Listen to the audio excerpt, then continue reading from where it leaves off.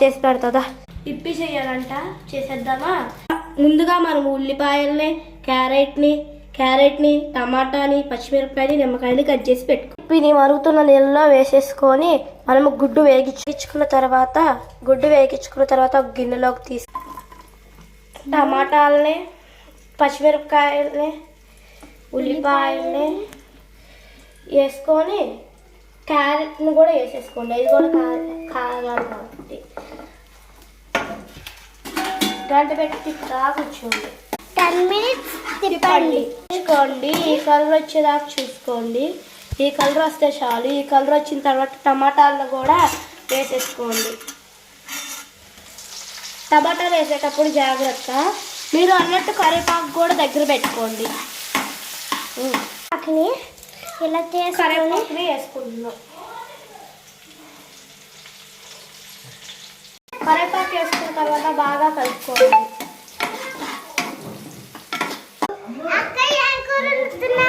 మేము ఇప్పి చేస్తున్నాం. ఇప్పిలో నీళ్ళు వడగొట్టేద్దాం. ఇప్పి కింద పోకుండా వడగొట్టుకోవాలి.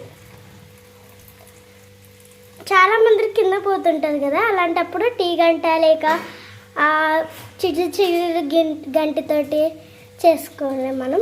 అంతలోపు ఏగిపోయిన వాటిల్లో మనం ముందుగా కాకుచ్చుకున్న ఎగ్ ఉంది కాబట్టి ఆ ఎగ్ని కూడా వేసేసుకుందాం.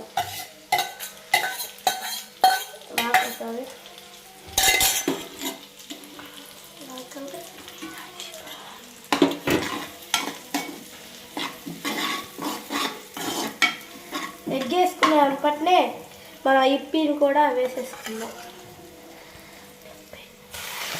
అక్క ఏమి అక్క వాసన సూపర్గా వస్తుంది. తొందరగా చెయ్యవా?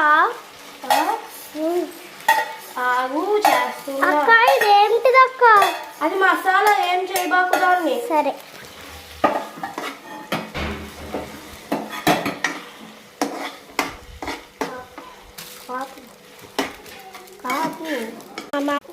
సాల్ట్ కొంచెం వేసేసుకున్నాం, కారం వేసేసుకున్నాం, పసుపు వేసేసుకున్నాం. 2 minutes